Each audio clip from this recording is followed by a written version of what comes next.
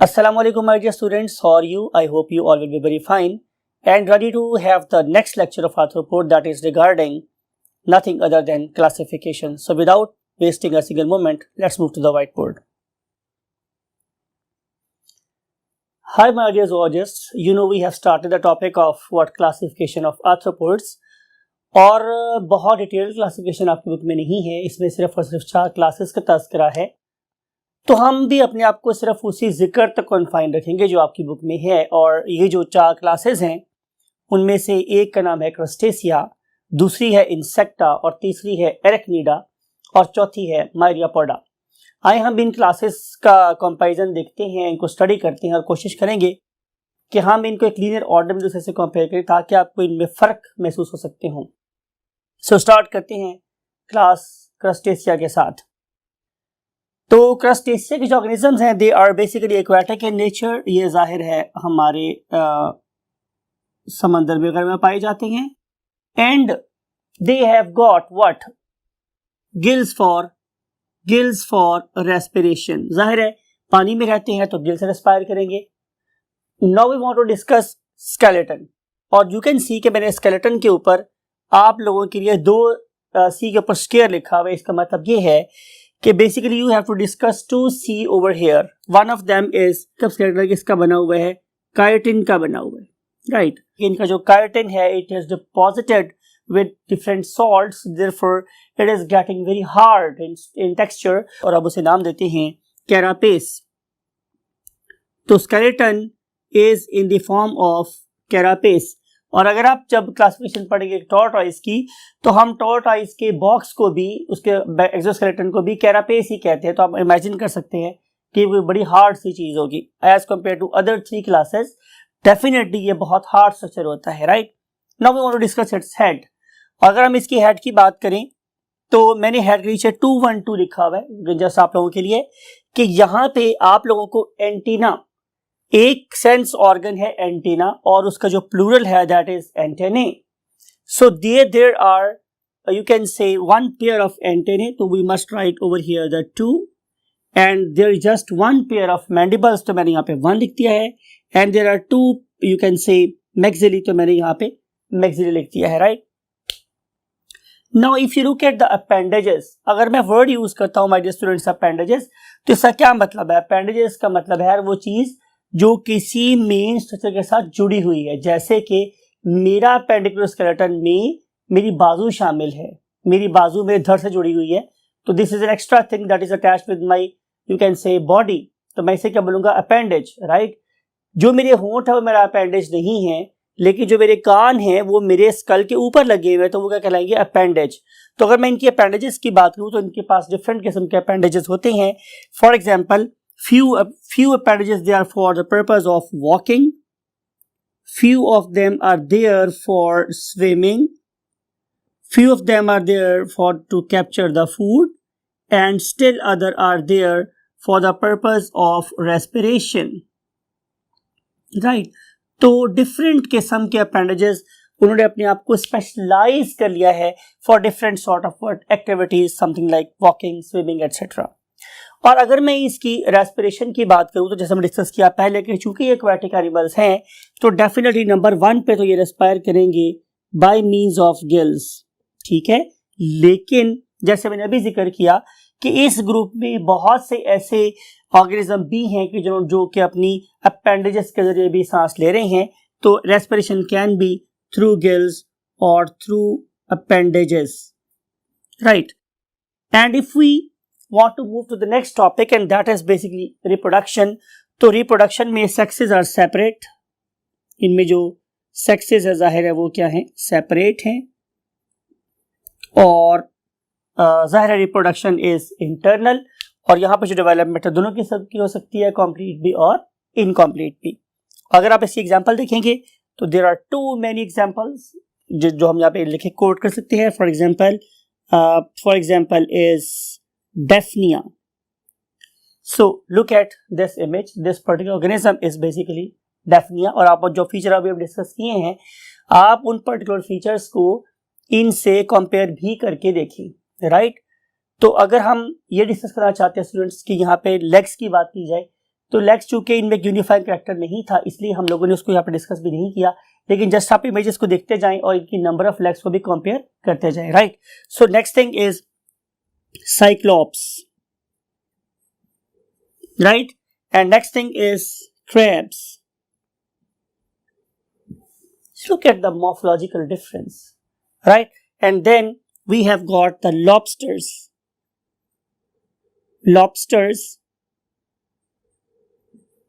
And then we have got the prawns.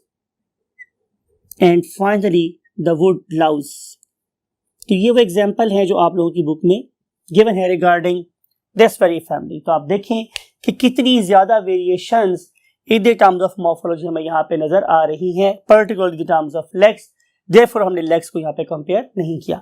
So let's move to the next class that is called the class Insecta. और अगर आप class insecta को देखें तो habitat सबसे पहला पॉइंट है। कोई जगह ऐसी नहीं है कि जहां पे इंसेक्ट्स हमारे साथ ना हो, चाहे ये डेजर्ट हो, चाहे वो बात समंदर हो, चाहे वो फ्रेश वाटर बॉडी हो, या ये मेरे पास टेरेस्ट्रियल हो, चाहे वो मेरे पास ट्रीज हो, ट्री के टॉप्स हो, ट्री की रूट्स हो, anywhere you can find these organisms. So they are best adapted to their surroundings. शायद यही वजह उनके एबंडेंस की भी है। उनकी किसी भी एनवायरमेंट में अपने आप को एडजस्ट करने की जो सलाहियत है, और फिर सबसे बड़ी जो खूबी है कि कुल्लू मन अलैहा फान, कि इनको जो कुछ भी मिलता है सब कुछ चट कर जाते हैं, खा जाते हैं। They are not that much choosy in their nutrition और फूड। तो जो भी मिलेगा खा लेंगे, किसी भी चीज को सोर्स ऑफ एनर्जी बना लेंगे। तो इस लिहाज से ही they are the most abundant organism on the face of earth. अगर मैं आप लोगों से बात करूंगा in the terms of variety, in the terms of biodiversity, तो 2/3 of the organism living on the face of earth they are basically insects. ये तो they are basically what, arthropods. और अगर आर्थ्रोपोड्स में भी मैं देखूं तो सबसे ज्यादा more than 75% they are insects. So I think कि अगेन अगर हम उनकी अडेप्टेबिलिटी की बात करें, अगर हम एनवायरनमेंट में अपने को एडजस्ट करने की बात करें, तो definitely we should salute this particular organism known as insects, right. और अगर हम इसकी स्केलेटन की बात करें, yes they have got the skeleton. अगर हम कुछ पता देना चाहें तो they are found everywhere. Habitat की अगर मैं बात करूं तो very first point is they are everywhere. Abundance की बात की जाए तो they are making 75% of the even arthropods. और आर्थ्रोपोड्स सबसे ज्यादा डाइवर्स ऑर्गेनिज्म है on the face of earth. अगर मैं स्केलेटन की बात करूंगा तो skeleton is basically made up of what, chitin. और इस पर्टिकुलर अगर मैं काइटिन की बात करूं तो they are basically in the form of plates. और आपको पता है कि ऊपर वाली प्लेट्स होती है उन्हें हम लोग क्या नाम देते हैं, टर्गा, और नीचे वाली प्लेट्स को हम नाम देते हैं क्या, स्टर्ना, राइट। और इसके अलावा इनकी जो प्लेट्स है they are connected with one another by means of the loose junction और द लूज कनेक्टिव्स, राइट। तो ये है हमारे पास बात किसकी, स्केलेटन की। Now we want to move to the next thing that is called as the head and thorax. अगर आप इनके हेड को देखें तो they are provided with the antenna. तो हम एंटीना के सामने क्या लगा रहे हैं students, good, yes, antennae are present, and you know antennae are basically sense organs. और ये जो sense organ है, they when move into the air, so they gather the information of the, you can say, their predators or the prey, और इसके लिहाज से they have the ability to respond to the condition. And then if you look at the eyes, so these organisms are very, very marvelous organism because they have got eyes known as compound eyes. और अगर आप compound eyes की बात करेंगे तो आपको पता है कि एक ऐसी आई जिसमें हमारे पास more number of lens are present per unit time, तो इसे हम लोग कंपाउंड आईज कहते हैं। If you look at their position, so these particular eyes they are present in the cephalic region on lateral side. तो lateral का मतलब होता है साइडों पे, ये साइडों पे प्रेजेंट होती हैं हमारी आईज। और इस पर्टिकुलर पोजीशन का फायदा इनको ये होता है कि ये अपने सामने के टोटल व्यू के अलावा अपनी साइड्स के ह्यूज व्यू के एकदम से क्या कर सकते हैं, देख सकते हैं। एक और चीज जो आपकी बुक में मेंशन है वो मेरे पास क्या है, थॉरैक्स। और आपको पता है कि इंसेक्ट की अगर बात की जाए तो इनकी बॉडी 3 डिस्टिंक्ट पार्ट्स में डिवाइड होती है। ये तो वो बच्चों वाली बात है जो जाहिर है आप बहुत बचपन से पढ़ते हुए आ रहे हैं कि इंसेक्ट की बॉडी 3 पार्ट्स में डिवाइड होती है। एक को हम नाम देते हैं जाहिर है हेड, एक को हम नाम देते हैं thorax, and last one is the abdomen. तो ये तो 3 पार्ट्स इसके हो गए। हेड के अंदर क्या क्या चीजें तो डिस्कस कर ली हम लोगों ने, और अब हम बात करते हैं इसके थॉरेक्स की। तो इनका जो थॉरेक्स है बेसिकली वो 3 डिफरेंट जोन्स में डिवाइडेड होता है। उनमें से एक का नाम होता है मेरे पास प्रोथॉरेक्स, एक का नाम होता है मीजोथॉरेक्स और एक का नाम होता है मेटाथॉरेक्स। इससे ज्यादा डिटेल जाहिर है दिन आपकी लेवल पर मुनासिब नहीं है, तो हम इसको फर्दर डिटेल में डिस्कस नहीं करना चाह रहे। और एक इंपॉर्टेंट फीचर वो ये है कि अगर आप इनकी लेग्स को देखें तो लेग्स का नंबर मैंने 3L12W लिखा हुआ। इसका क्या मतलब है कि इसके अंदर जो नंबर ऑफ लेग्स हैं, number of legs in terms of pairs, तो दे मे बी 3। तो 3 पेयर्स हमें नजर आ ही सकते हैं, 4 पेयर भी हो सकते हैं। और अगर 4 पेयर नहीं है तो फिर वो बड़ा 4th पेयर या 5th पेयर कहाँ चला गया है?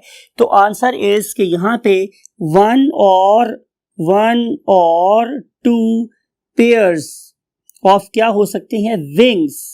तो wings are there, legs are there, therefore अगर मैं ये बात करूं कि in the terms of movement they are the most versatile, so therefore they can burrow, they can live on the face of earth, they can swim in water and they can even fly in air. So the most diverse group. और अगर हम बात करेंगे इसके NS की, NS stands for of course nervous system. I have placed a Q over here. तो nervous system इनका जाहिर है बहुत एडवांस है।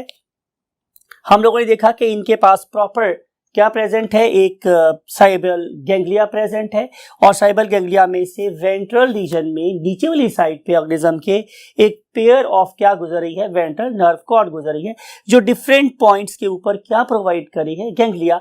और इन पर्टिकुलर गैंग्लिया को देखा जाए तो देयर में भी थोरेसिक गैंग्लिया, देयर में भी द एब्डोमिनल गैंग्लिया, और इन पर्टिकुलर एब्डोमिनल गैंग्लिया से फिर लेटर नर्व्स अराइज होती है। Those are going to gather the information from the surroundings. So this is the bit very brief and quick detail regarding the nervous system of the insects, but they are more advanced than any other group in the terms of nervous system. Now we want to move to the respiration.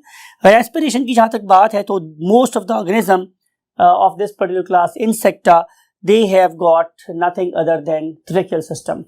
और आप जब chapter number 13 पे पहुंचेंगे तो हम इन particular tracheal system को बहुत detail discuss करेंगे। वैसे भी हम लोगों ने जब डिस्कस किया था जनरल कैरेक्टरिस्टिक्स, तो हमने इसको कुछ हद तक डिटेल से डिस्कस किया था कि what is basically tracheal system. And then we want to move to the next very important concept, that is the reproduction. तो इसमें मैंने 2 बातें लिखी हुई आप लोगों के लिए, एक में लिखा है सेक्सेस और एक में वर्ड लिखा हुआ है parity. What is meant by the parity? इसका मतलब ये होता है कि ऑर्गेनिज्म एग ले कर रहा है या प्रॉपर बेबी को डिलीवर कर रहा है।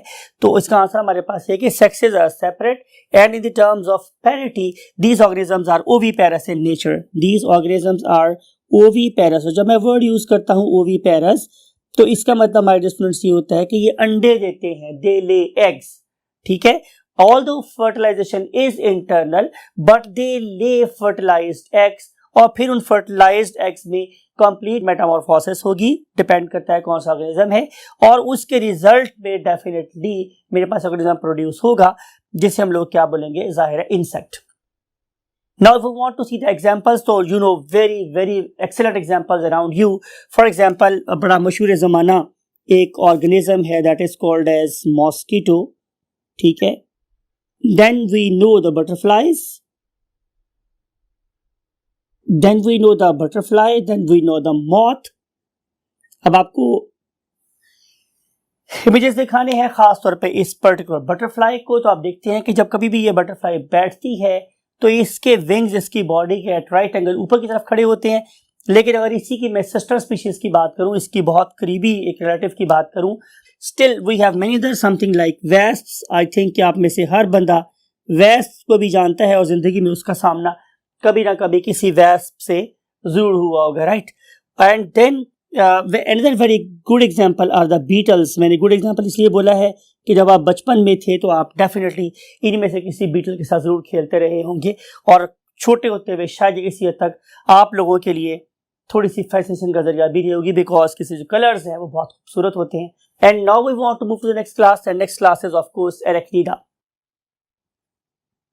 This very class known as Arachnida, मैंने आपसे बोला था लास्ट जब हम कैरेक्टरिस्टिक्स पढ़ रहे थे आर्थ्रोपोडा की, कि एक मूवी जिसका नाम था एरेक्नोफोबिया, राइट। और उस एरेक्नोफोबिया में बेसिकली हम लोगों ने स्पाइडर सेक्टिंग करवाई थी। तो ये बेसिकली हमारे पास स्पाइडर्स और स्कॉर्पियंस का ग्रुप है। और मेरा ख्याल है एक्टर भी है जिन्होंने स्कॉर्पियन मूवी में काम किया, was basically wrestler as well. तो अगर हम बात करेंगे इनकी हैबिटेट की, these organism they are basically terrestrial in habitat, ये आमतौर पे ज़मीन पे पाए जाते हैं। और अगर हम इनके स्केलेटन की बात करेंगे तो skeleton is made up of the chitin, और इस पर्टिकुलर स्केलेटन की जो सबसे इंपॉर्टेंट खूबी ये है कि इस वाले केस में जो हेड और थॉरिक्स है वो आपस में मिल गए हैं, और जब कभी भी हम हेड और थॉरिक्स को आपस में मिलाते हैं तो उसके लिए हमारी ज़ूलॉजी या मेडिकल साइंसेज एक टर्म यूज करती है, that is called as a cephalothorax, right. फिर इसके अलावा इसमें एक बहुत डिस्टिंक्ट मार्क्ड हम लोगों को एब्डोमेन भी नजर आता है, that is specially designed for the purpose of eating and storing, right. तो ये है कुछ unique feature regarding the skeleton and head region of these organisms. और अगर मैं इस पर्टिकुलर हेड को फर्दर एक्सप्लेन करूं तो इस पर्टिकुलर हेड में जो एंटीना है that is zero, that is not present. तो इट इज इंपॉर्टेंट थिंग, इसलिए मैंने इसको क्या किया है, स्टूडेंट्स, ब्लॉक कर दिया है कि इस पर्टिकुलर ऑर्गेनिज्म में antenna are all together absent. True jaws are absent, jaws तो है लेकिन वो ट्रू जॉज नहीं है। So true jaws are basically what, absent, right? And now we want to move the next you can say organ that is attached with the head region. They are called as chelicerae. Look at this structure. So ये जो organs अब आप लोगों को vibrate करते हुए move करते हुए नजर आ रहे हैं, these are basically chelicerae. Look at this, sometime these are modified with the claws. These are called as accipenser claws.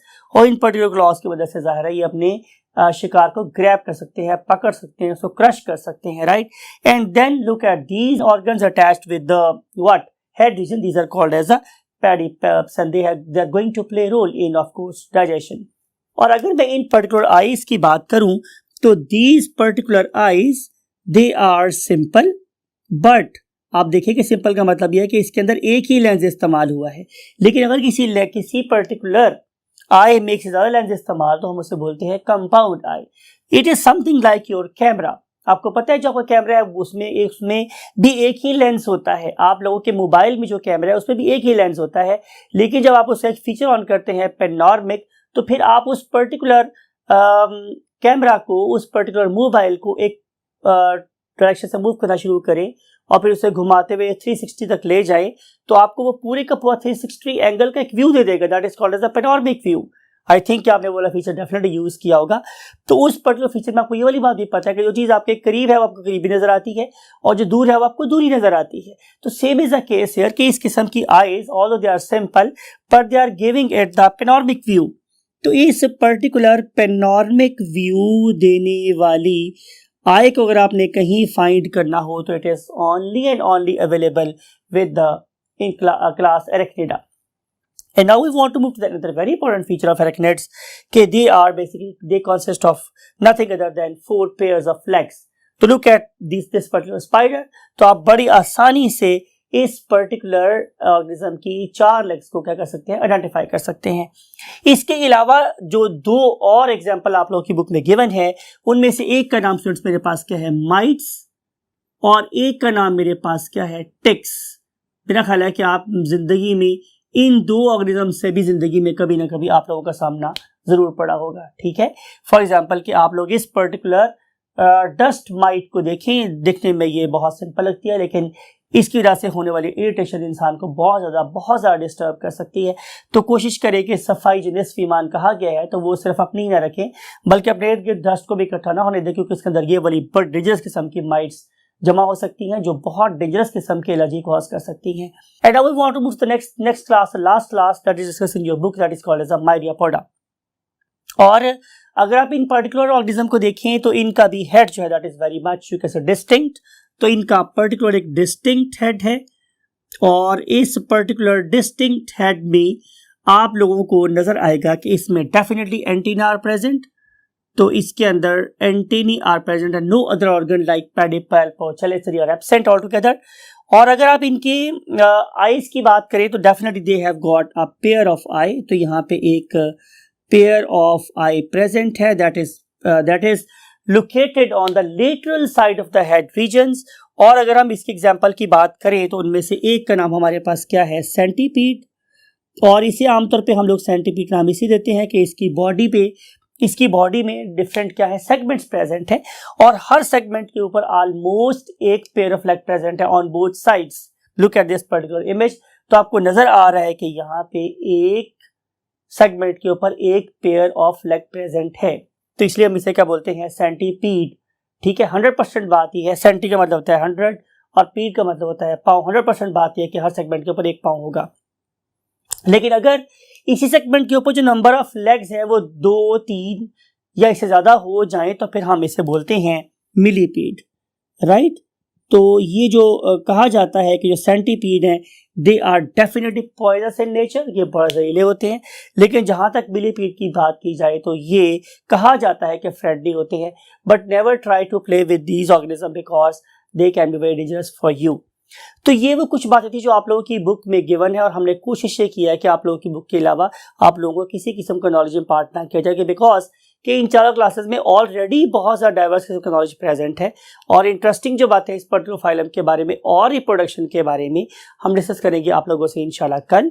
और कल तक हमें दी इजाज़त इस ख्वाहिश के साथ कि आप अपने वालिदैन का बहुत ख्याल रखें और नमाज पढ़ें, दुआ करें और हमारे लिए भी हाथ ज़रूर उठाएं। आई वॉन्ट टू से यू